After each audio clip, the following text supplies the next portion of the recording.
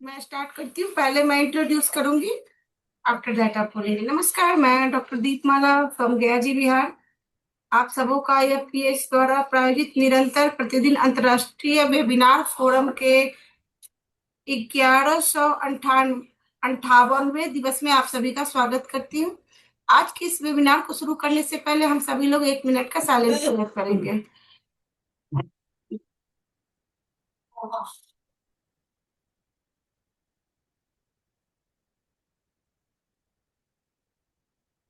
आप सबों का पुनः अभिनंदन है। आज की इस महत्वपूर्ण एवं ज्ञानवर्धक वेबिनार में हमारे बीच उपस्थित है होम्योपैथी जगत के एक समर्पित, अनुभवी एवं प्रतिष्ठित शिक्षाविद एवं चिकित्सक डॉक्टर प्रतीक मिश्रा। डॉक्टर प्रतीक मिश्रा ने BHMS की उपाधि BRA बिहार विश्वविद्यालय बिहार से प्राप्त की तथा वर्ष 2018 में AHMC आनंद गुजरात से MD होम्योपैथी उपाधि अर्जित की। वर्तमान में वे श्री समालाल श्यामला जी। समालाजी होम्योपैथिक मेडिकल कॉलेज गोधरा, जो कि गुजरात में है, वहाँ वो एज ए एसोसिएट प्रोफेसर एवं हेड ऑफ डिपार्टमेंट रिपर्टरी के पद पर कार्यरत है। उन्हें रिपर्टरी एवं ऑर्गेनल विषयों के अध्यापन का 8 वर्षों से अधिक का अनुभव प्राप्त है और वे अनेक विद्यार्थियों के मार्गदर्शक के रूप में अपनी महत्वपूर्ण भूमिका निभा रहे हैं। डॉक्टर मिश्रा पिछले 14 सालों से क्लासिकल होम्योपैथी का सफलतापूर्वक अभ्यास कर रहे हैं। अपने क्लिनिकल अनुभव एवं होम्योपैथिक सिद्धांतों के गहन ज्ञान के माध्यम से उन्होंने अनेक रोगियों को लाभान्वित किया है। वे समाज सेवा एवं जन जागरूकता के क्षेत्र में भी सक्रिय हैं। पिछले 5 सालों से वे गुजरात के ग्रामीण क्षेत्रों में नियमित रूप से निःशुल्क होम्योपैथिक चिकित्सा शिविर का आयोजन कर रहे हैं। इन शिविरों के माध्यम से वे न केवल रोगियों का उपचार करते हैं, बल्कि होम्योपैथी के प्रति जागरूकता फैलाने का भी महत्वपूर्ण कार्य कर रहे हैं। डॉक्टर प्रतीक मिश्रा का व्यक्तित्व, शिक्षण, क्लिनिकल अनुभव, सेवा भावना एवं क्लासिकल होम्योपैथी के प्रति समर्पण का उत्कृष्ट संगम है, जो उन्हें एक प्रभावशाली चिकित्सक एवं प्रेरणादायक वक्ता भी बनाता है। आज के इस वेबिनार में हम सभी उनके लिए उनके अनुभव, ज्ञान एवं व्यवहारिक दृष्टिकोण से निश्चित रूप से लाभान्वित होंगे। हम सभी की ओर से डॉक्टर प्रतीक मिश्रा का हार्दिक स्वागत एवं अभिनंदन है। सर, आज का आपका धन्यवाद मैडम। विषय है homoeopathy in gynaecology disorders, case taking and different approaches.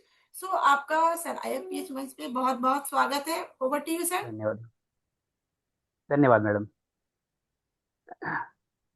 तो अब आप, अ, ध- मैंने आपको पोस्ट कर दिया, अब आप अपना स्क्रीन भी शेयर कर सकते हैं। Okay okay, thank you madam. सबसे पहले तो मैं धन्यवाद करना चाहूँगा आईएफपीएच की पूरी टीम को। और मेरा स्पेशल धन्यवाद है, स्पेशल आभार है साहनी सर को, MK साहनी सर को, रेस्पेक्टेड MK साहनी सर को, कि उन्होंने मुझे मौका दिया यहाँ पर इस प्लेटफॉर्म पर बोलने का, मेरे अपने व्यूज़ को रखने का उन्होंने यहाँ मुझे मौका दिया। तो अ, हमारे ये बहुत बड़ा प्लेटफॉर्म है, तो काफ़ी सारे डॉक्टर्स जुड़ते हैं, ऑल ओवर इंडिया से जुड़ते हैं, बाहर से भी जुड़ते हैं। तो काफ़ी सारे एक्सपीरियंस्ड फिजिशियंस आज जुड़ेंगे शायद। तो मैं अपने व्यूज़ रखूंगा। अ, मैडम, क्या मेरा स्लाइड अभी दिख रहा है? आवाज़ मैडम नहीं आ रही आपकी? आपने अपना स्क्रीन शेयरिंग किया ही नहीं, आप स्क्रीन शेयर करें तो ही एक आपके स्लाइड एक दिखे। एक मिनट मैडम। ऑप्शन होगा। जी। आई थिंक आपकी आवाज भी स्लो है। मेरी आवाज क्लियर है? जी, आपकी आवाज़ क्लियर है। मेरी आवाज़ क्लियर हो रही है मैडम? आपकी आवाज भी स्लो ही है, इसीलिए मैसेज में भी आया है कि आपकी आवाज स्लो है। हाँ, यस सर, मैडम आप, अभी। हाँ स्टार्ट हुई है, आपने स्क्रीन शेयरिंग स्टार्ट किया। जी, मेरी आवाज़ क्लियर है मैडम अभी? आवाज बट स्लो है आवाज बट स्लो है। ओके, ठीक है मैडम। बट स्क्रीन दिख रहा है आपका। जी जी। ओके। तो आई होप कि स्क्रीन विजिबल होगी सभी को, हाँ, सभी यस ऑडियंस यस को। यस सर, इट्स जी। विजुअल।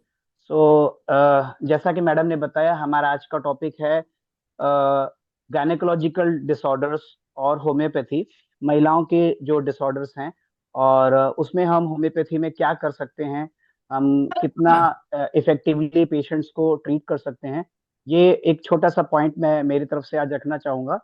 अ, हालांकि टॉपिक काफी बड़ा है, और अगर हम अपनी क्लिनिकल प्रैक्टिसेस को देखना चाहें या देखें, जितने भी फिजिशियंस यहाँ पर होंगे या जो भी होम्योपैथिक फिजिशियंस हैं, वो डेफिनेटली ये चीज जानते हैं, अच्छे से जानते हैं कि अ,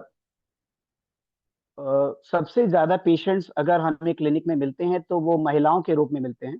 सबसे ज्यादा महिलाएं पेशेंट्स के रूप में हमें मिलती हैं, और इसमें गायनेकोलॉजिकल डिसऑर्डर्स लेकर के काफी ज्यादा महिलाएं हमें अप्रोच करती हैं। तो होम्योपैथी बहुत ही इफेक्टिव है, बहुत ही कारगर है गायनेकोलॉजिकल डिसऑर्डर्स में। जैसा मेरा कि 12-13 साल 14 साल का एक्सपीरियंस है, और मैंने मेरे टीचर्स को इन डिजीजेस को ट्रीट करते देखा है, उनके एक्सपीरियंसेस जो मैंने देखे हैं। और इवन सानी सर के मैंने जो सेमिनार सुने हैं, और मेरे फादर भी एक होम्योपैथ हैं, वाराणसी में वो प्रैक्टिस करते हैं, उनकी भी करीब 30 साल के एक्सपीरियंस से मैंने ये सीखा है और देखा है कि गायनेकोलॉजिकल डिसऑर्डर में होम्योपैथी बहुत ही इफेक्टिव है, अगर हम उसको प्रॉपरली पेशेंट में यूज करें। हम होम्योपैथी के जो सिद्धांत हैं, उनके बेस पर अगर हम प्रिस्क्रिप्शन करें, तो होम्योपैथी गायनेकोलॉजिकल डिसऑर्डर में बहुत ही इफेक्टिव हो सकती है। सो आज हम बात करेंगे स्पेसिफिकली केस टेकिंग के ऊपर, और जो डिफरेंट अप्रोच हैं जो हम गायनेकोलॉजिकल डिसऑर्डर्स में, फीमेल्स के डिसऑर्डर में हम अप्लाई कर सकते हैं, वो अप्रोच उनके बारे में हम बात करेंगे। सो ये 1158वां जो वेबिनार है IFPH का, आप सभी का स्वागत है। आज हम ये वेबिनार अभी स्टार्ट करने जा रहे हैं, और हम बात करेंगे गायनेकोलॉजिकल डिसऑर्डर के ऊपर। तो जैसा हमने बात किया, होम्योपैथी गायनेकोलॉजिकल डिसऑर्डर में बहुत इफेक्टिव है। बहुत लंबे समय से हमारे होम्योपैथ्स होम्योपैथिक मेडिसिन, डिफरेंट तरह की होम्योपैथिक मेडिसिन और डिफरेंट पोटेंसीज में यूज कर रहे हैं। हनीमैन ने हमें लगभग 3 स्केल दिया है, डेसिमल स्केल, सेंटेसिमल स्केल और 50 मिलिसिमल स्केल, और इसके अलावा मदर टिंचर्स भी है जो होम्योपैथी में यूज होती है। और इन सभी स्केल में हम होम्योपैथी यूज करते हैं, और होम्योपैथी बहुत ही इफेक्टिव है इन सभी स्केल में। मैंने जितने एक्सपीरियंस देखे हैं मेरे लाइफ के, और जितने मेरे टीचर्स ने जो जो भी केसेस देखे हैं मैंने उनके, उसमें जो मैंने एक्सपीरियंस लिया है उसके बिहाफ पे मैं ये कह सकता हूँ। तो एज आई रोट हियर कि homeopaths uses homeopathic medicine for treating several gynecological disorders, complaints, and got lots of success and cured many of the suffering patients. बहुत सारे पीड़ित मरीजों को ठीक किया गया होम्योपैथी से, बहुत ही इफेक्टिवली क्योर किया गया है। हम क्योर की बात कर सकते हैं यहाँ पर होम्योपैथी में। सो होता क्या है, क्योर कर कैसे सकते हैं? To achieve this success a very in depth study of patient, that is case taking, जो केस रिसीविंग है, पेशेंट की केस सुनना, पेशेंट की हिस्ट्री को प्रॉपरली सुनना, ये बहुत ही जरूरी है और बहुत ही इंपॉर्टेंट फैक्टर है। प्रॉपर साइको एनालिसिस, हम आगे बात करेंगे इस पर अभी कि साइको एनालिसिस ये वर्ड मैंने क्यों डाला, बिकॉज गायनेकोलॉजिकल डिसऑर्डर्स में साइको एनालिसिस बहुत ही जरूरी हो जाती है, बहुत ही इंपॉर्टेंट हो जाती है। वो कई बार हमें सिमिलिमम तक या रेमेडी तक पहुंचाने में हेल्प करती है। तो साइको एनालिसिस पेशेंट की करना जरूरी हो जाता है, उससे हम पेशेंट को क्योर कर सकते हैं। And detail scrutiny of her case history and personal history is needed. तो डेफिनेटली उनकी पर्सनल हिस्ट्री, जो महिला हमारे पास ट्रीटमेंट के लिए आ रही हैं, उनकी केस हिस्ट्री की डिटेल स्क्रूटनी ये बहुत जरूरी है। तो इन शॉर्ट अगर हम कहें तो केस टेकिंग बहुत ही इंपॉर्टेंट फैक्टर है ऐसे केसेस को ट्रीट करने के लिए। A minute detailing of all the symptoms of patient is very much necessary. बहुत ही माइन्यूट डिटेलिंग, हम आगे भी बात करेंगे इनके बारे में। बहुत ही माइन्यूट डिटेलिंग, जितने भी स्टॉलवर्ड्स हैं हमारे होम्योपैथी में, जो भी आगे फिजिशियंस जो हमारे, जिन्होंने होम्योपैथी को आगे बढ़ाया है, जो जिनकी हम बुक्स रेफर करते हैं, जिनकी हम बुक्स पढ़ते हैं, इन सभी फिजिशियंस का, सभी का एक ही मत रहा है कि अगर फिजिशियन, होम्योपैथिक फिजिशियन बहुत ही माइन्यूट डिटेलिंग, छोटे छोटे डिटेल्स को लेकर के केस में और आगे बढ़े, और अगर उनके बेस पर वो प्रिस्क्रिप्शन करे या उनके बेस पर वो टोटलिटी बनावे, तो केस में सक्सेस के चांसेस ज्यादा होते हैं। सो ये एक इम्पॉर्टेंट फैक्टर है। So the thing is, the first and most important point is case taking. तो हम केस टेकिंग पे बात करेंगे। जैसे केस टेकिंग पे हम डिटेल में क्या बात कर सकते हैं, बहुत कुछ है केस टेकिंग में, बट हम सभी होम्योपैथ केस टेकिंग करना तो जानते हैं। होता क्या है, हम मिस्टेक कई बार कहाँ करते हैं कि हम छोटी छोटी चीजें मिस करते हैं, जो कि मटेरिया मेडिका के पॉइंट ऑफ व्यू से, या हम मान सकते हैं कि रेपर्टरी के पॉइंट ऑफ व्यू से बहुत इंपॉर्टेंट हो जाता है। कहीं ना कहीं वो जो फैक्टर होता है जो हम कभी कभी मिस कर जाते हैं केस में, वो फैक्टर एक टर्निंग पॉइंट हो सकता है केस का, या रेमेडी के सिलेक्शन का इंपॉर्टेंट फैक्टर हो सकता है, और वो हम मिस कर जाते हैं अगर हम केस टेकिंग प्रॉपर नहीं करते हैं तो। सो मैं केस टेकिंग पर इसीलिए स्ट्रेस बहुत ज्यादा कर रहा हूँ कि अगर हम केस आने के बाद पहली बार हम केस प्रॉपर लेते हैं, अगर हम केस में डिटेलिंग प्रॉपर रखते हैं, तो पेशेंट का एक डाटा हमारे पास तैयार हो जाता है। अगर इन फ्यूचर हमारी मेडिसिन रॉन्ग भी होती है, अगर हमने पहला प्रिस्क्रिप्शन गलत भी कर दिया, हमारा प्रिस्क्रिप्शन जो सही काम भी नहीं किया, तो हमारे पास केस प्रॉपर लिया हुआ रहता है जिसको हम रीस्टडी कर सकते हैं। तो पहली बार का लिया हुआ केस बहुत इंपॉर्टेंट होता है, बिकॉज पेशेंट हमारे पास जब फ्रेश आता है और वो फ्रेश सारी चीजें बताता है, हम उसमें बहुत सारी डिटेलिंग निकालते हैं पेशेंट में, और फिर पेशेंट भी सेटिस्फाइड हो जाता है। वो समझता है कि मैंने मेरी मेरी सारी प्रॉब्लम्स डॉक्टर को बता दी, अभी उसने समझ लिया, और नेक्स्ट टाइम के लिए पेशेंट बहुत रिलक्टेंट हो जाता है। ऐसा कई बार देखा गया है। और वो फिर हम अगर हम next time case taking detail में लेना चाहें, तो वहां पे प्रॉब्लम होती है, थोड़ा पेशेंट हिचकिचाता है, या वो सारी चीजें वापस से प्रॉपरली नहीं बोल पाता है, या पेशेंट ऐसा कहता है ये चीजें मैंने आपको ऑलरेडी बता दी हैं। तो इसीलिए पहली बार जब केस आता है हमारे पास, तो हमें उस बार पेशेंट को ज्यादा से ज्यादा टाइम दे करके उसकी डिटेल हिस्ट्री निकालनी चाहिए, और उसके बेस पर हम आगे फ्यूचर में अपना प्रिस्क्रिप्शन बेस कर सकते हैं हमेशा के लिए। और राइट नाउ आज अभी हम जो टॉपिक लेके बैठे हैं, हमने आज गायनेकोलॉजिकल डिसऑर्डर्स लिया है। तो गायनेकोलॉजिकल डिसऑर्डर्स में स्पेसिफिकली हमें केस टेकिंग में क्या ध्यान देना चाहिए, ये हम इस पर हम थोड़ा ज्यादा स्ट्रेस करेंगे। तो जैसे गायनेकोलॉजिकल डिसऑर्डर्स में सबसे पहले मेंस्ट्रुअल कंप्लेंट्स आती है। तो महिलाएं मेंस्ट्रुअल कंप्लेंट्स लेकर आती हैं हमारे पास, और हम उन मेंस्ट्रुअल कंप्लेंट्स के बारे में डिटेलिंग जितनी ज्यादा ले सकें। जैसे कि छोटे छोटे पॉइंट्स हैं कि हर महीने में मेंसेस आता है, और उसका जो साइकिल है वो कितने दिन का है, उसका रिकॉर्ड मेंटेन रखना, और उसको डिटेल में लिखना। मेंसेस आता है तो कितने दिन के लिए आता है, उसका डिटेल रखना। जैसे अगर मेंसेस कम समय के लिए आता है, 1 या 2 दिन के लिए आता है, तो वो भी हमारे पास एज ए सिम्टम या एज ए रूब्रिक रिकॉर्ड हो सकता है। या मान के चलिए मेंसेस बहुत लंबे समय के लिए आ रहा है, 8 दिन, 2 दिन, 10 दिन, 11 दिन, 12 दिन, तो वो भी एक इंपॉर्टेंट फैक्टर होता है, एक इंपॉर्टेंट सिम्टम होता है। हमारे रेपर्टरी में उसके लिए रूब्रिक्स है। हमारे पास मेट्रामेडिकाज में बहुत सारी मेडिसिन हैं जो अ, इन सिम्टम्स को कवर करती हैं, और कहीं ना कहीं रेमेडी के लिए ये सिम्टम हेल्पफुल होता है। सो मेंसेस कितने दिनों में आता है, मेंसेस कितने दिनों के लिए रहता है, वो इंपॉर्टेंट फैक्टर है। मेंसेस का फ्लो वो बहुत इंपॉर्टेंट है। मेंसेस का फ्लो कितना दिन रहता है, कैसा फ्लो रहता है, किस समय फ्लो बढ़ जाता है, किस समय फ्लो घट जाता है, हमें इन सारी चीजों पर बहुत फोकस करना चाहिए, ध्यान देना चाहिए। अगेन जो डिस्चार्ज है मेंसेस का, वो कितने दिन रहता है, तो उसके लिए भी हमारे पास रूब्रिक है, हमारे पास मेडिसिन है। लाइक पेशेंट आके बोलता है सर मेंसेस आता है, लेकिन जो डिस्चार्ज है बहुत थोड़ा होता है। मेंसेस तो 5 दिन आता है, लेकिन डिस्चार्ज बहुत थोड़ा थोड़ा थोड़ा थोड़ा होता है। तो वो भी एक बहुत इंपॉर्टेंट फैक्टर है, इस पर भी हमें स्ट्रेस करना चाहिए। ये भी एक इंपॉर्टेंट फैक्टर है जो हमें पेशेंट्स में पूछना चाहिए। इसके अलावा अभी मेंसेस की ही अगर बात करें, तो जो डिस्चार्ज है उसका कैरेक्टर, उसका कलर, उसकी कंसिस्टेंसी, ये सारी चीजें इंपॉर्टेंट फैक्टर बनती हैं हमारे केस लेने में, स्पेसिफिकली मेंसेस में। तो हम जानते हैं कि मेंसेस से रिलेटेड काफी सारी कंप्लेंट्स है। जैसे डिस्मेनोरिया है, तो पेन, हर महिलाओं को थोड़ा बहुत पेन होता है। थोड़ी बहुत क्रैम्पिंग होती है, ये कॉमन सिम्टम है। लेकिन अगर उसको वो चीज, वो कंप्लेन बर्दाश्त के बाहर होती है, तो हम उसको डिस्मेनोरिया में काउंट कर सकते हैं और उसके लिए हम उनको ट्रीटमेंट दे सकते हैं।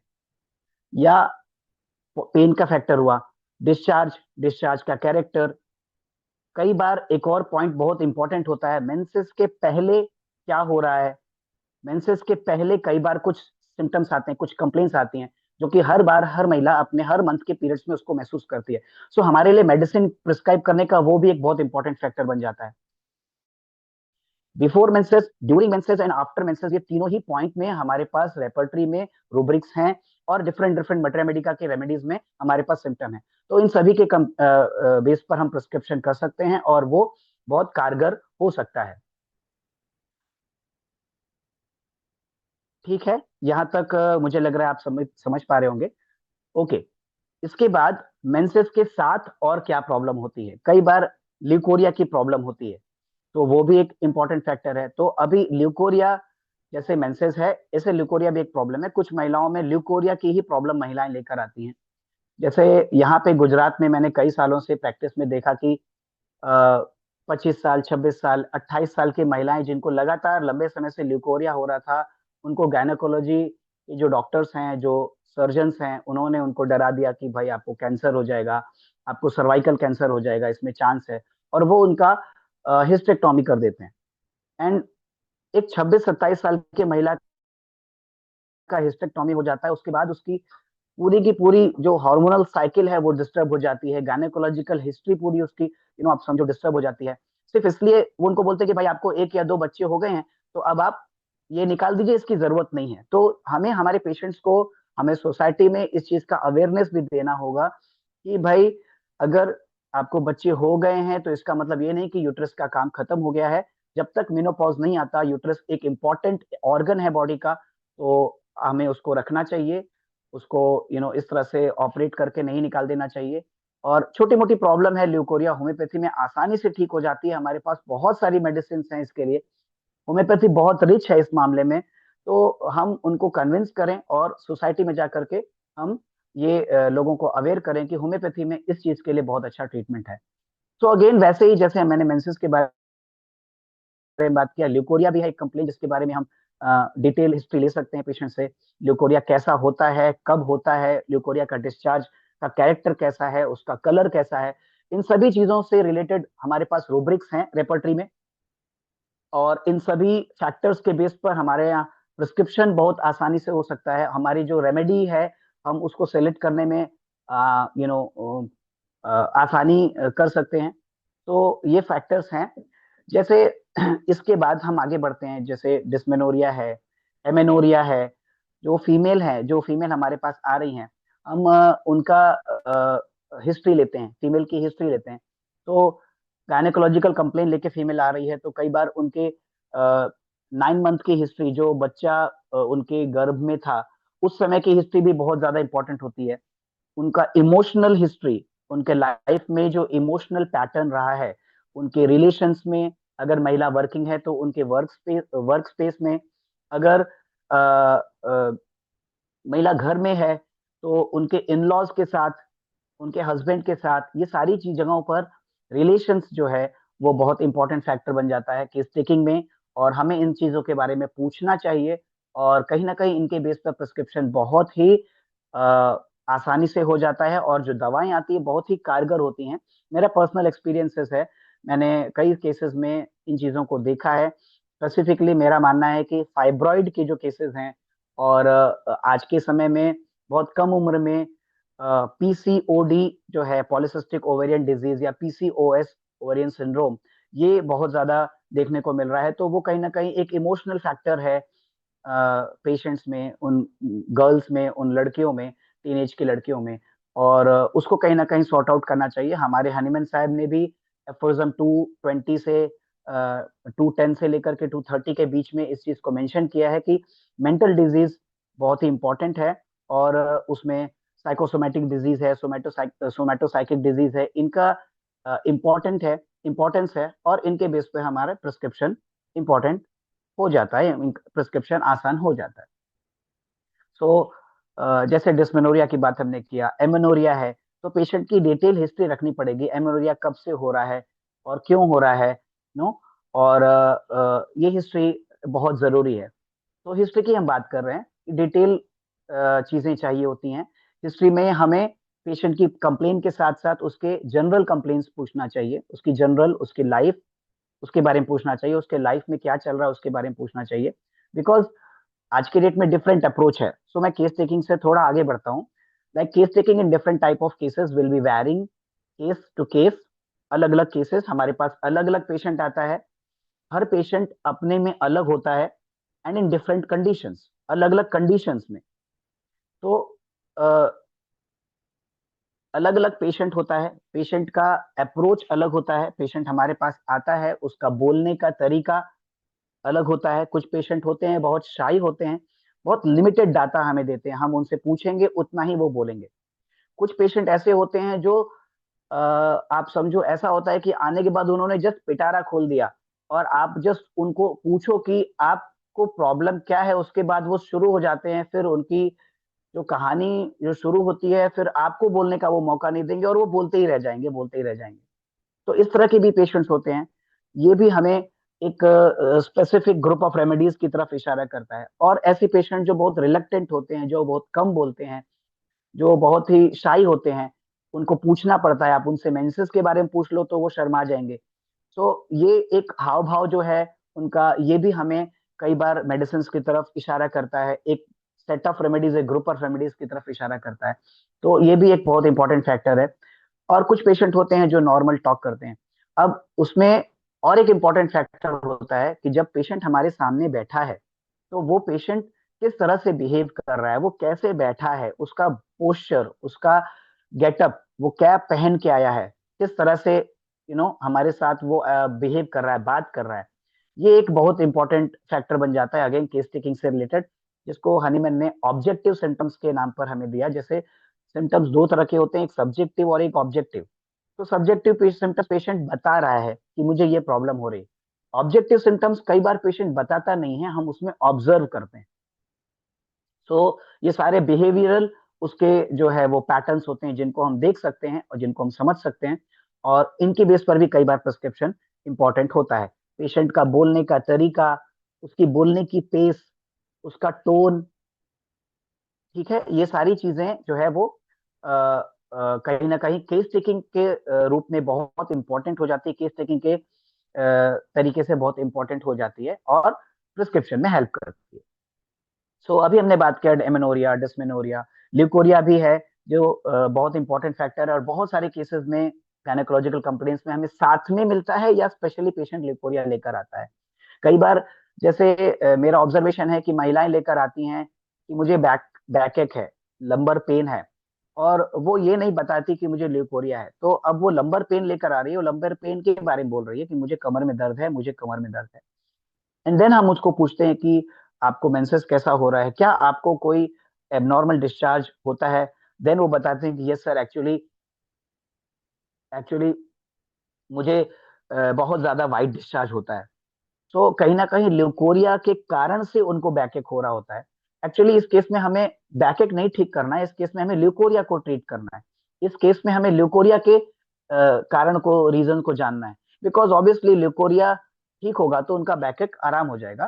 बिकॉज ल्यूकोरिया क्या है, वाइटल डिस्चार्ज हो रहा है, बहुत ज्यादा बॉडी से फ्लूइड का डिस्चार्ज हो रहा है, जिसकी वजह से उनको बैकएक हो रहा है। तो ये फैक्टर है जो हमें समझना पड़ता है। हनीमैन ने बताया what is to be cured in the disease, हमें ये समझना है। कई बार पेशेंट जो बताता है वो जरूरी नहीं है कि वही कंप्लेन होती है। पेशेंट जो नहीं बता रहा है, या जो पेशेंट जिस चीज को बहुत ज्यादा इंपॉर्टेंस नहीं दे रहा है, वो फैक्टर होता है इंपॉर्टेंट, और उसके बेस पर हमारा प्रिस्क्रिप्शन होना चाहिए। वो कहीं ना कहीं कारण बनता है उस डिजीज को होने का। सो जैसे मैंने यूटेराइन फाइब्रॉइड की बात की, अभी पीसीओएस, पीसीओडी या पीसीओएस की बात की, तो इन कंप्लेन्स में भी जैसे इमोशनल फैक्टर बहुत इंपॉर्टेंट होता है। यूटेराइन फाइब्रॉइड में बहुत सारे केसेस में ये एक साइकोटिक डिसऑर्डर है। तो बहुत सारे केसेस में ऐसा देखा गया है कि जो महिला है, या जो भी पेशेंट है, या वो 40 साल से ऊपर, 50 साल के आसपास की महिला है, या वो कम एज की महिला है, जो भी है, उनमें कहीं ना कहीं एक लंबा सप्रेशन की हिस्ट्री होती है। वो सप्रेशन किसी भी तरह का हो सकता है। उन्होंने अपनी लाइफ में कुछ मान के रखा था जो नहीं हो पाया, तो वहां पे सप्रेशन उन्होंने किया। कहीं ना कहीं कोई महिला है, उनका कोई एम्बिशन था, वो एम्बिशन उनका पूरा नहीं हो पाया, और जिस कारण से वो अपने अपने इमोशंस को, अपनी फीलिंग्स को दबा के रख गए। फैमिली के यू नो आजकल फैमिली को लेकर के बहुत ज्यादा इश्यूज हो जाते हैं, तो उसकी वजह से उन्होंने कहीं ना कहीं अपने इमोशंस को, अपने जो डिजायर्स थे उनको दबाया, अपना जो एम्बिशन है उसको सप्रेस किया। तो वो एक कारण बन सकता है। कई बार महिलाएं जो हैं वो सप्रेशन ऑफ ग्रीफ में जाती हैं। ग्रीफ है, कोई दुख है, उनका कोई लंबा सैडनेस की हिस्ट्री है जिसको उन्होंने दबा के रखा है, किसी से बोला नहीं है, किसी से शेयर नहीं किया है। It is called unshared emotions. You know ये इमोशन उनके जो है वो एक्सप्रेस नहीं हुए किसी के साथ। तो इन दैट केस, जब वो इमोशंस एक्सप्रेस नहीं हुए, तो वो कहीं ना कहीं इसको हम अपना हिंदी की भाषा में बोल सकते हैं मन की गांठें। जैसे मन की गांठ हम बोलते हैं कि मन की गांठ खोल दो, तो कहीं ना कहीं वो एक फिजिकल रूप में बॉडी में आ जाते हैं और वो फाइब्रॉइड का रूप ले सकते हैं। तो मैक्सिमम केसेस में इमोशन का सेपरेशन, एंगर का सेपरेशन, गुस्से को दबा के रखा, अपने मन की बात नहीं बोला, और अपने एम्बिशंस को दबा के रखा, इस तरह की जो हिस्ट्री है पेशेंट में देखने को मिल सकती है, जिसकी वजह से इस तरह की पैथोलॉजीज डेवलप हो सकती है, यूटेराइन फाइब्रॉइड जैसी, पीसीओडी जैसी। जैसे पीसीओडी है अगेन, जो आजकल बहुत ज्यादा कॉमन हो गया है गर्ल्स में या टीनेज में, तो वहां पर भी इमोशन सप्रेशन होता है। कहीं किसी को पसंद कर रहे हैं लेकिन बोल नहीं पा रहे हैं, तो उस एज में जो है वो हॉर्मोन्स का बहुत ज्यादा उथल पुथल बॉडी में होता है, जिसकी वजह से ये चीजें आ सकती हैं। और वो उन्होंने उसको एक्सप्रेस नहीं किया, तो जिसकी वजह से उनका ओवरीज में इफेक्ट आया। ये पीसीओडी होने का एक और कारण हो सकता है कि कम एज में पीसीओडी होने का कारण बिकॉज ऑफ सप्रेशन, एंड उस समय में वो गर्भ धारण नहीं कर रही हैं, उनका यूटेरस जो है बहुत ज्यादा वो वर्क में नहीं आया है। सो ज्यादातर जो वर्क है वो ओवरीज का वर्क है। हर महीने के मेंसेस साइकिल चल रहे हैं, तो यूजुअली ये एक कारण बन सकता है कि इस वजह से पीसीओडी पेशेंट में हो रहा है। ओवरीज में ओवरीज का फंक्शन ज्यादा हो रहा है, जिसकी वजह से पीसीओडी होता है। और अधेड़ उम्र के महिलाओं में, जो ज्यादा उम्र की महिलाएं हैं, जिनको बच्चे हो चुके हैं, जिनका यू नो कई लोगों को, कई महिलाओं को दो बार, एक बार एबॉर्शन हो चुका है, उनके बॉडी में, उनके केसेस में फाइब्रॉइड होने के चांसेस बढ़ जाते हैं। तो ये साइकोसिस है, किसी ऑर्गन को अफेक्ट करती है। वो ऑर्गन ज्यादातर जो अफेक्ट होते हैं, जिनको हम बोल सकते हैं ससेप्टेबिलिटी, या वो ऑर्गन जो ज्यादा ससेप्टेबल होते हैं, ऐसे ऑर्गन। तो ये कंप्लेंट्स हैं, और इनके लिए इस तरह से हमें अप्रोच लेना चाहिए केस टेकिंग में। मेंस्ट्रुअल इरेगुलरिटीज है, बहुत तरह की मेंसेस की प्रॉब्लम्स हैं। किसी पेशेंट को बहुत कम समय के लिए मेंसेस आता है, किसी पेशेंट को बहुत लंबे समय के बाद मेंसेस आता है, मतलब 2 महीना, 3 महीना। और कई बार हम जब इन्वेस्टिगेशंस कराते हैं तो कुछ नहीं निकलता है, ना कोई हार्मोनल डिस्टरबेंस है, ना कोई पीसीओडी या ओवेरियन डिजीज है, ना कोई यूटेराइन प्रॉब्लम है। तो जस्ट हार्मोनल इम्बैलेंसेस होंगे, जो कि शायद रिपोर्ट में नहीं आ रहे हैं, या कोई दूसरा इमोशनल फैक्टर है जिसकी वजह से मेंस्ट्रुअल इरेगुलरिटीज आती है पेशेंट में। या किसी पेशेंट में ऐसा भी देखने को मिलता है कि लंबे समय तक पीरियड्स आता है, 8 9 10 दिवस। तो जैसे मैंने आगे बताया कि ये सारी फैक्टर्स हमें नोटिस करने चाहिए केस में, और इनके बेस पर हमें आगे बढ़ना चाहिए गायनेकोलॉजिकल डिसऑर्डर्स में।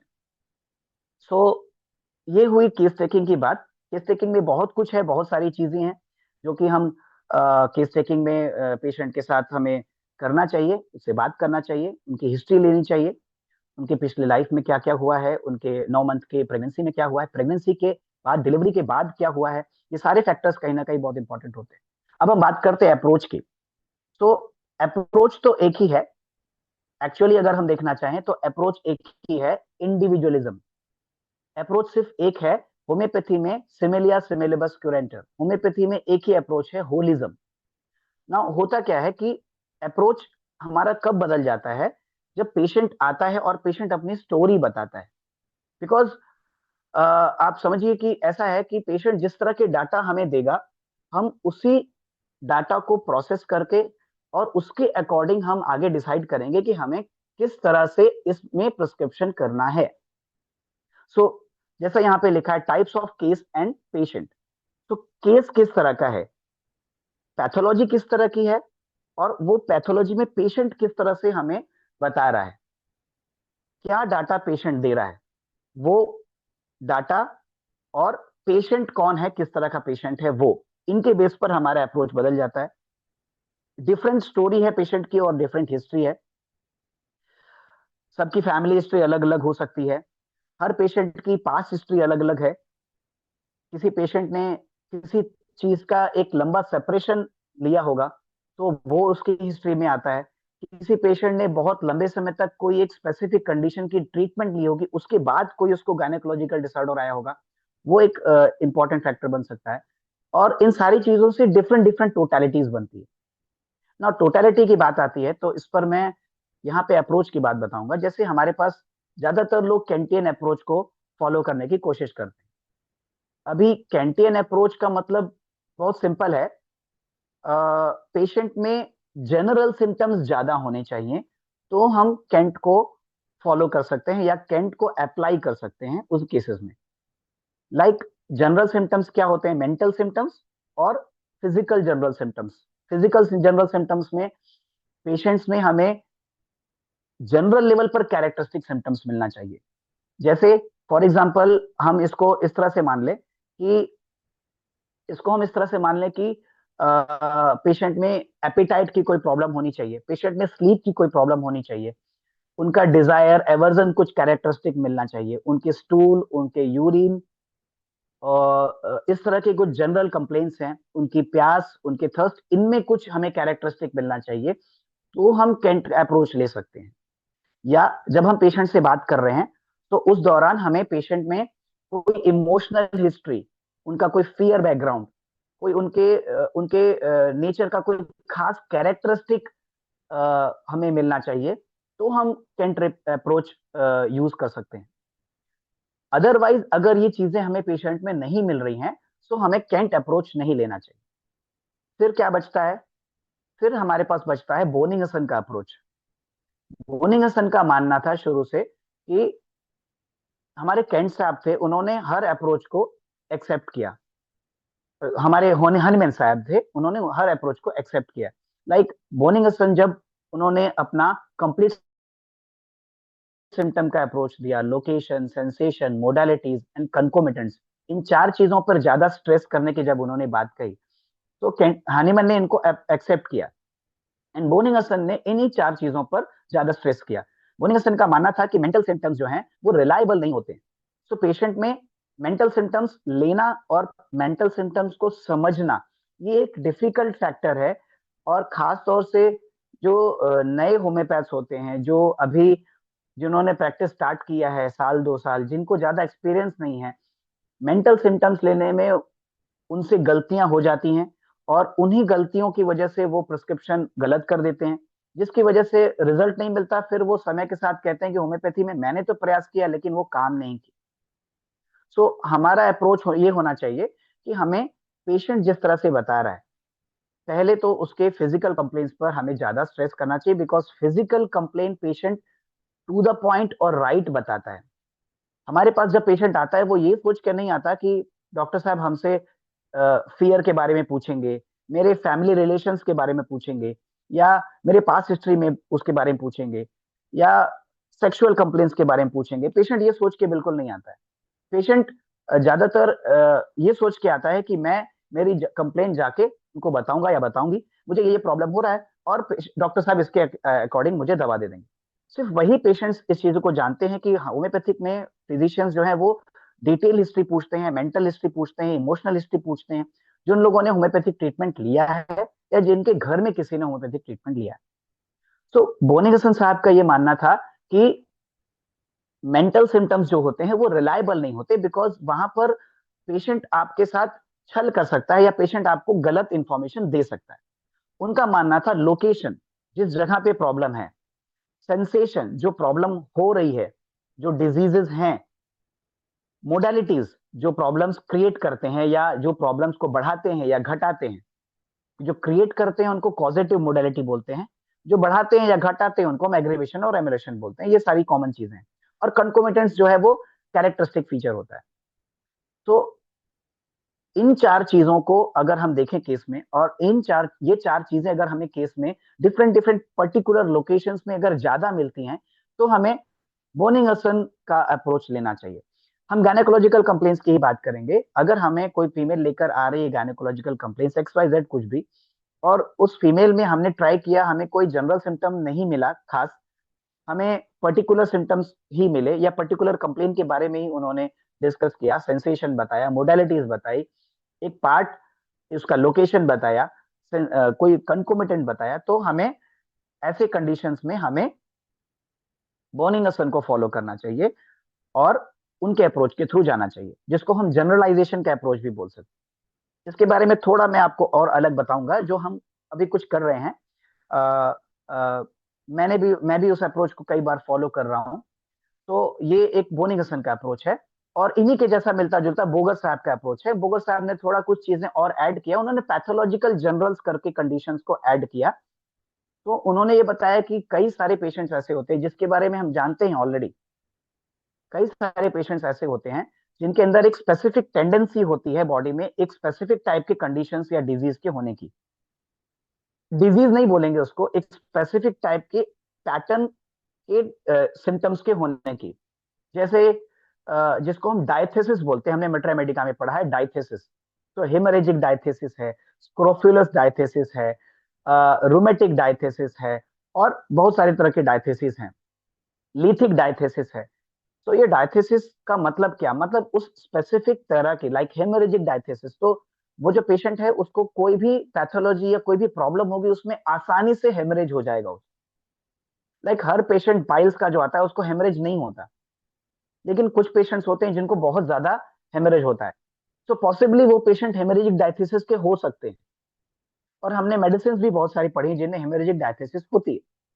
तो बोगर साहब ने इस अप्रोच को ऐड किया, और पैथोलॉजिकल जनरल बाकी सारी चीजों के साथ, लोकेशन, सेंसेशन, मोडालिटीज के साथ, और पॉजिटिव मोडालिटीज के साथ, इन सारी चीजों के साथ अगर इस तरह की कोई pathological characteristic, pathological general symptom अगर हमें मिल रहा है, तो हमें बोगर साहब का अप्रोच लेना चाहिए या बोगर की रेपर्टरी यूज करनी चाहिए उन केसेस में।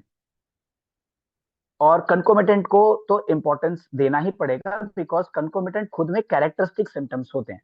कंकोमिटेंट जो होता है वो एक कंप्लेन के साथ आ रहा होता है। कंकोमिटेंट और एसोसिएटेड कंप्लेन में डिफरेंस होता है। एसोसिएटेड कंप्लेन्स जो है वो मेन कंप्लेन के साथ होती है, लेकिन उसका रिलेशन हो सकता है। कंकोमिटेंट जो है वो खुद में कैरेक्टरिस्टिक इसलिए है बिकॉज वो मेन कंप्लेन के साथ तो होता है, लेकिन वो ऐसे लोकेशन पर या ऐसी कंप्लेन होती है जिसको हम रिलेट नहीं कर सकते, जिसको हम स्ट्रेंज या रेयर या अनरिलेटेड कंप्लेन बोलते हैं। तो दैट इज कॉल्ड कंकोमिटेंट, और इसलिए कंकोमिटेंट हमेशा कैरेक्टरिस्टिक होता है। अगर हमें कंकोमिटेंट हमारे केसेस में मिलता है तो हमें उसको प्रायोरिटी देनी चाहिए, और उसके बेस पे कहीं ना कहीं प्रिस्क्रिप्शन करना चाहिए। तो ये बात हुई अप्रोच की।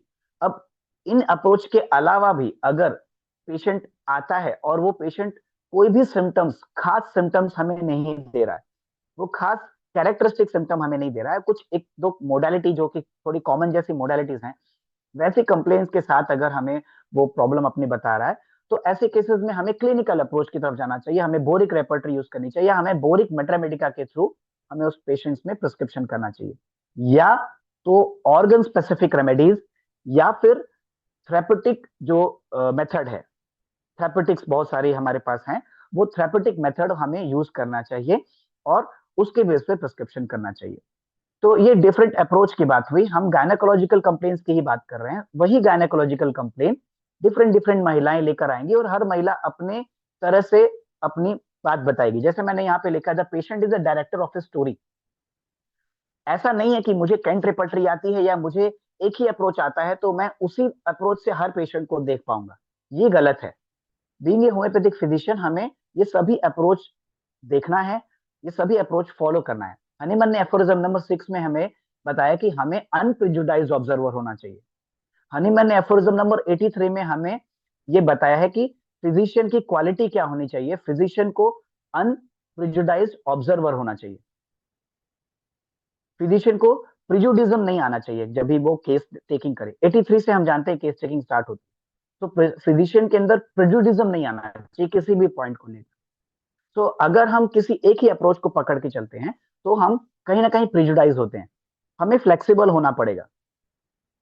मेरे गुरुजी, मेरे सर डॉक्टर एमसी झा, जो कि बिहार में ही है, प्रैक्टिस करते हैं कटिहार में, उन्होंने मुझे बताया था कि होम्योपैथी इज लाइक दुर्गा माँ, अष्टभुजा। जब जिस हथियार की जरूरत हो वो हथियार हम वहां पे यूज कर लें। मतलब आप सिर्फ एक ही चीज को लेकर के स्टिक नहीं हो सकते, हमें हर तरह से कैपेबल होना पड़ेगा। आप आज हम देख रहे हैं हमारे इंडिया में होम्योपैथी काफी ब्लूम कर रही है, तो डिफरेंट डिफरेंट बड़े बड़े ऑथर्स हैं, लाइक डॉक्टर शंकरन हैं, डॉक्टर फारूक मास्टर हैं, सहगल सिस्टम है, हमारे पास बहुत ही इफेक्टिव कैलकाटा मेथड सिस्टम है। और ये सभी सिस्टम में पेशेंट ठीक होते हैं, ऐसा नहीं है कि पेशेंट किसी अप्रोच में फिक्स हो जाता है। तो अब ये जो लोग इतने ऊपर पहुंचे हैं, जिन्होंने डिफरेंट अप्रोच दिया है, तो इन्होंने इन सारे अप्रोच को कहीं ना कहीं फॉलो करते हुए आज वहां पर पहुंचे हैं। तो शंकरन कहते हैं कि सेंसेशन मेथड, और उन्होंने किंगडम बताया, उन्होंने बताया कि पेशेंट तीन बेसिक प्रकार के होते हैं, मिनरल और एनिमल और प्लांट्स, और पहले वो केस को डिसाइड कर देते। तो वो एक अप्रोच है, वो एक अप्रोच लिया जा सकता है केसेस में, बट हर केसेस में नहीं। साइकिल सिस्टम में वो माइंड को सिर्फ फॉलो करते हैं और सिर्फ मेंटल सिम्टम्स के बेस पर प्रिस्क्रिप्शन करते हैं। मैं इसको बहुत सही नहीं मानता हूं, लेकिन उसमें भी रिजल्ट मिलता है, बहुत ही अच्छा रिजल्ट मिलता है। तो सिर्फ मेंटल सिम्टम लेना इज नॉट ओके, बट अगर रिजल्ट मिल रहा है, और कुछ केसेस में अगर अच्छा रिजल्ट मिल रहा है, अगर पेशेंट इमोशनली उतना डिस्टर्ब है, अगर पेशेंट के अंदर मेंटल सिम्टम्स अच्छे मिल रहे हैं, तो हमें डेफिनेटली सैगल सिस्टम को अप्रिशिएट करना चाहिए, और वो सिस्टम बहुत ही इफेक्टिव है और बहुत ही बेहतरीन रिजल्ट दे रहा है। तो कहने का मतलब अर्थ ये है इन शॉर्ट कि डिफरेंट अप्रोच है, और कोई भी अप्रोच होम्योपैथी में गलत नहीं है। ये सभी एक तरह से इंडिविजुअलाइजिंग कैरेक्टर्स हैं। ये उसी तरीके से है कि हमें एक डेस्टिनेशन पर पहुंचना है, लेकिन हम डिफरेंट डिफरेंट रास्ते ले सकते हैं। तो डिफरेंट अप्रोच का मतलब ये है, डिफरेंट अप्रोच से मेरा कहने का मतलब ये है कि हम अलग अलग तरीके ले सकते हैं, और वो अलग अलग तरीके हमेशा पेशेंट के बेस पर होंगे, हमारे बेस पर नहीं। तो physicians are only the viewers. जैसा मैंने बताया कि पेशेंट आकर अपनी स्टोरी बताता है, और हम सिर्फ व्यूअर हैं, हम सिर्फ उसको फॉलो करते हैं, उस स्टोरी को सुन के समझ के सिर्फ हम उसका एनालिसिस करके उस पर प्रिस्क्रिप्शन करना है। अपना दिमाग हमें एक्स्ट्रा वहां पे नहीं लगाना है। कई बार फिजिशियन, होम्योपैथिक फिजिशियंस क्या करते हैं, ओवर इंटरप्रिटेशन करते हैं। तो वो ओवर इंटरप्रिटेशन में स्पेसिफिकली माइंड सिम्टम्स में हम गलती कर देते हैं, और वहां पर हमारा जो सिम्टम गलत सेलेक्ट हो जाता है, टोटलिटी गलत सेलेक्ट हो जाती है, और पेशेंट कहीं ना कहीं उसमें सफर करता है। सो इन चीजों को हमें थोड़ा सा ध्यान देना होगा, और इन अप्रोच को हम डिफरेंट धीरे धीरे हमें अपने प्रैक्टिस में लाना होगा। लाइक हम डिफरेंट एड यूज करते हैं, हम रेपर्टरी यूज करते हैं। मेट्रामेडिका तो बेसिक है, हम रेपर्टरी यूज करेंगे, उसके बाद भी हमें मेट्रामेडिका यूज करना ही पड़ेगा। थेरेप्यूटिक्स, मैंने आपको बताया कि थेरेप्यूटिक्स हम यूज करते हैं, कुछ स्पेसिफिक केसेस में थेरेप्यूटिक्स का यूज है। लाइक अगर हमें स्नैपशॉट प्रिस्क्रिप्शन करना है, किसी पेशेंट ने खड़े खड़े कह दिया कि साहब मुझे ये प्रॉब्लम है, और वहां पे हम उसका केस नहीं ले सकते, हमें 1 या 2 मिनट में उसका प्रिस्क्रिप्शन करना है, तो ऐसे कंडीशंस में भी हम उसमें थेरेप्यूटिक यूज कर सकते हैं, अपने थेरेप्यूटिक नॉलेज को यूज कर सकते हैं और प्रिस्क्रिप्शन कर सकते हैं। एक्सपीरियंसेस से भी हम प्रिस्क्रिप्शन करते हैं, हम अपने गुरुओं से सीखते हैं, अपने सीनियर्स से सीखते हैं, जो जो फिजिशियंस ने बहुत अच्छे रिजल्ट लिए हैं कुछ स्पेसिफिक कंडीशंस में, कुछ स्पेसिफिक मेडिसिन से, आर्टिकल से, और डिफरेंट क्लिनिशियन से हम वेबिनार्स और सेमिनार्स में सीखते हैं। तो वो एक्सपीरियंस भी हमारा कहीं ना कहीं हमारे अप्रोच में जुड़ता है, और उनसे भी हम प्रिस्क्रिप्शन करते हैं, और कहीं ना कहीं हमारे पेशेंट्स को लाभ देते हैं। तो कहने का मतलब है कि डिफरेंट अप्रोच हैं, और इन्हीं अप्रोच से हम पेशेंट में रिजल्ट लेते हैं। सो जैसे इसमें एक मेरे मित्र हैं डॉक्टर मनोज माकानी, उन्होंने भी आईएफपीएच पे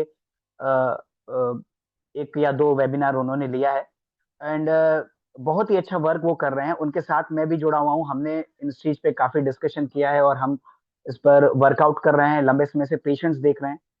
लाइक होम्योपैथी में एक बड़ा फैक्टर, एक बड़ी प्रॉब्लम है केस टेकिंग। बड़ा फैक्टर है case taking, because patient time नहीं देता केस लेने के लिए, और पेशेंट उतना धैर्य नहीं रखता। फिर जो बिजी प्रैक्टिशनर्स हैं उनके लिए उतना टाइम निकालना मुश्किल हो जाता है, बिकॉज सीधी सी बात है, अगर हम लंबे केस करेंगे, लंबे केसेस लेंगे, तो हम दिन में मैक्सिमम 8 से 10 पेशेंट देख पाएंगे। अब 8 से 10 पेशेंट देखना और कम फीस में काम करना एक न्यू होम्योपैथ के लिए चैलेंजिंग हो जाता है। यस, अगर आप 500, 800, 600, 1000 रुपए लेते हैं, देन आप 8 पेशेंट देखते हैं, तो यू आर वेल्दियर। सो उस लेवल तक पहुंचना एक डिफिकल्ट टास्क है।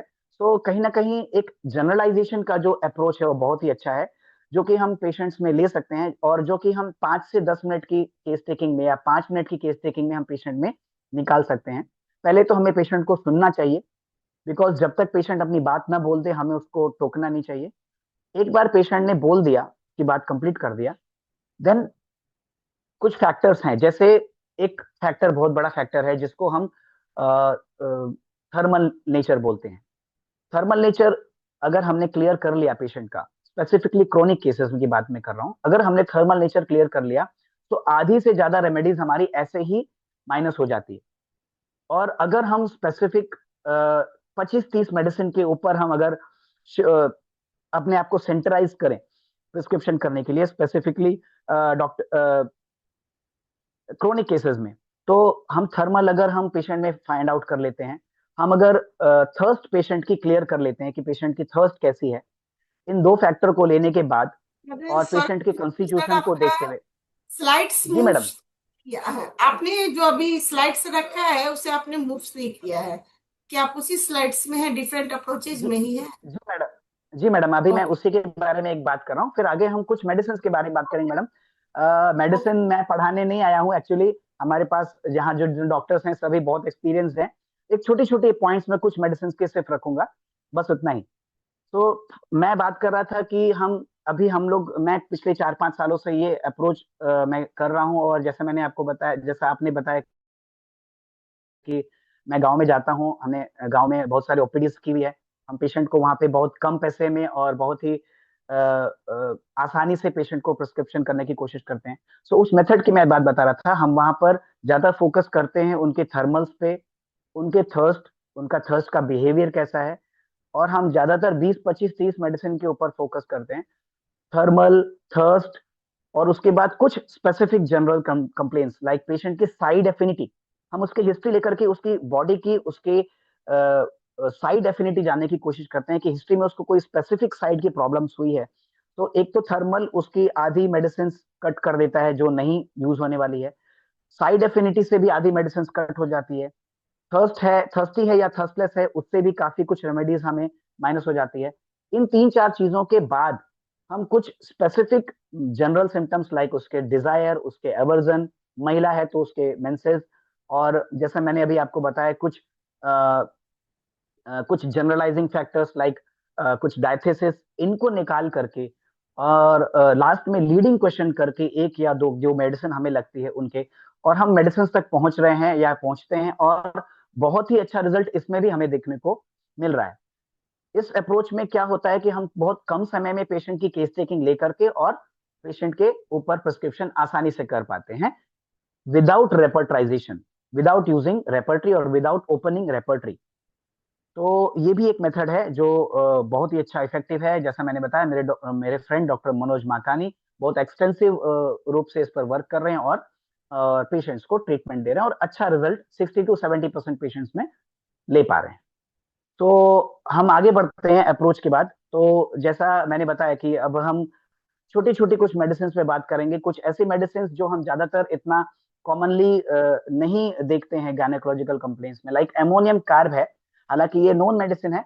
During menses no appetite at commencement, cholera like symptom. Menses के कमेंसमेंट में, मेंसेस के शुरुआत में कॉलेरा लाइक सिम्टम होते हैं, तो ये एक अच्छा इंडिकेशन है इनका। Pain of menses specially in thighs, ये अभी मैं बात कर रहा हूँ डिस्मेनोरिया के लिए।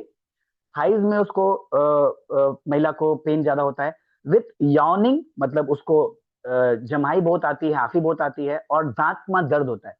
ये ड्यूरिंग मेंसेस उसको होता है, और कहीं ना कहीं ये अमोनियम कारक का एक ये इंडिकेटिंग फैक्टर है। Pain in small of back and chilliness. Too late scanty and short menses होते हैं, मतलब शॉर्ट मतलब छोटे समय के लिए मेंसेस होते हैं। स्कैंटी मतलब बहुत कम मेंसेस होता है, डिस्चार्ज बहुत कम होता है और बहुत लेट होता है। Always accompanied by frontal headache, मतलब ये भी एक, अब आप देखिए कि फ्रंटल हेडेक ये क्या हो गया, कंकोमिटेंट सिम्टम हो गया।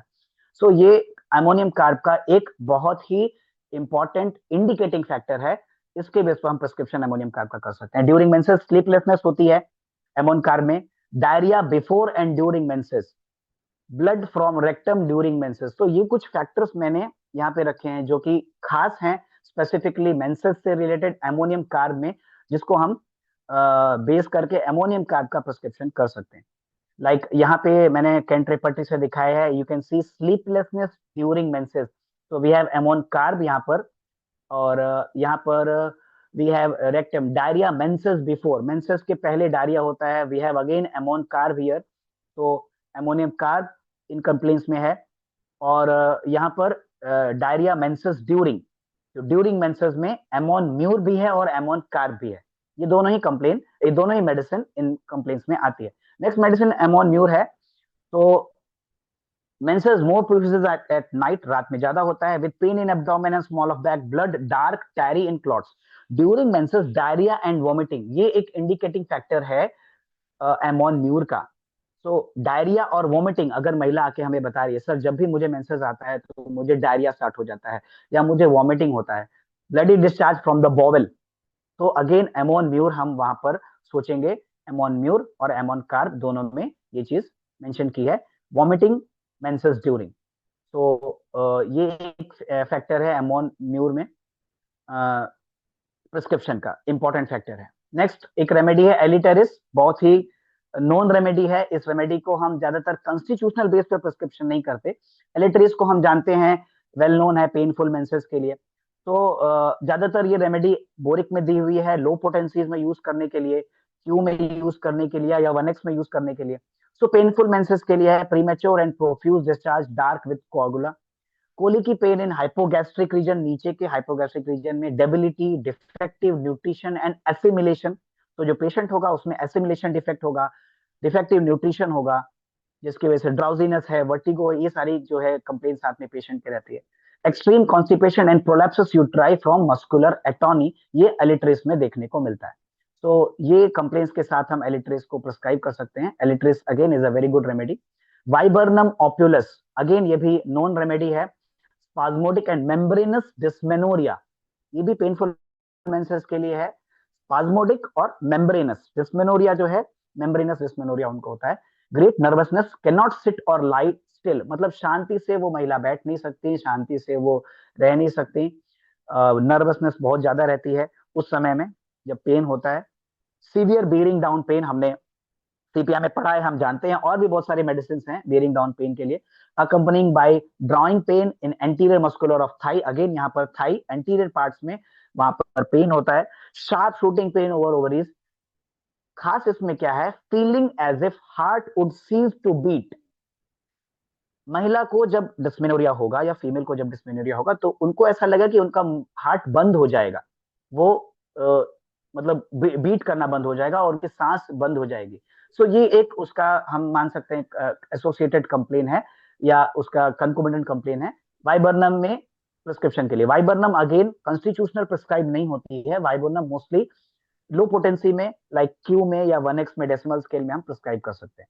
अब बहुत सारे जो पेटेंट्स होते हैं उसमें वाइबर्नम हमें देखने को मिलती है जो अब स्पेसिफिकली। हमारे पास लास्ट के ओनली 3 मिनट्स बचे हैं, तो काइंडली आप थोड़ा बाइंड अप जी करने की। मैडम जी, बस जी जी ओके कोई बात। अगेन एक रेमेडी जेल्सीमियम, जिसके बारे में हम बहुत ज्यादा नहीं सोचते इन केसेस में।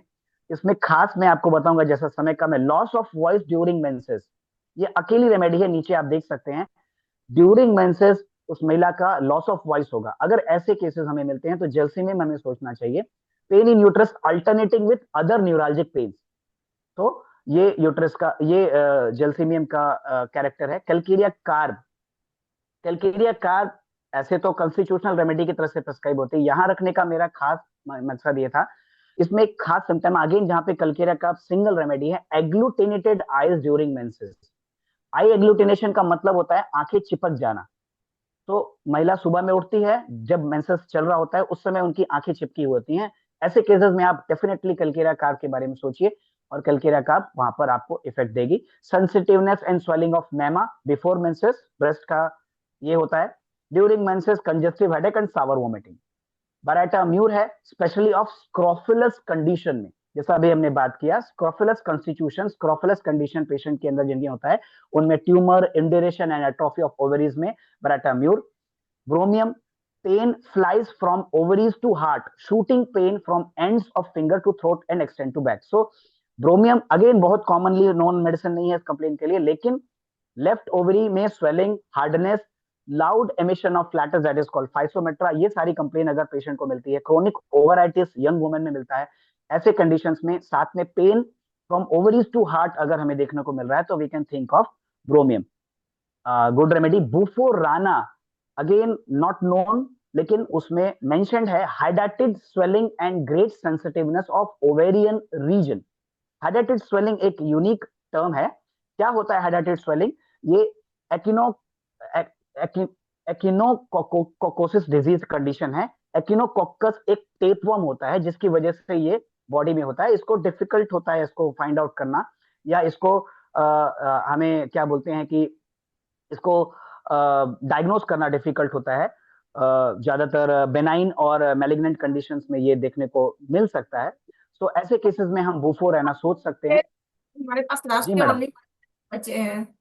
जी मैडम, अब तो आप बोलते हैं अगर मुझे 2 स्लाइड है सिर्फ, अगर आप बोलते हैं तो यहाँ पे छोड़ देते हैं या 2 स्लाइड में कर दूं?